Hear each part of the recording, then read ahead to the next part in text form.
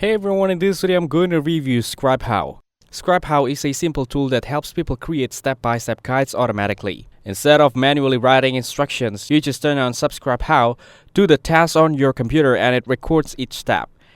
It then creates a clean guide with the text and screenshots, which you can edit if needed.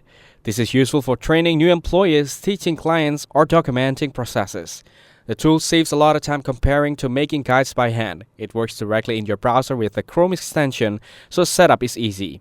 You can share guides with a link or export them to PDF and other formats. Teams can use it to keep all processes consistent and clear. It reduces mistakes since the steps are captured exactly as they are done. Even people who aren't very tech-savvy can use it without much learning. ScribeHow is also good for remote teams, where visual guides are more helpful than long emails. It can be used for things like showing how to use software, update systems, or complete forms. The free plan covers basic needs, while the paid version adds branding, editing, and security features businesses use to speed up onboard and training. Overall, ScribeHow makes process documentation fast, accurate, and easy for anyone. Thank you everyone for watching this video. Hope you guys some value. Make sure to like the video and subscribe. Goodbye.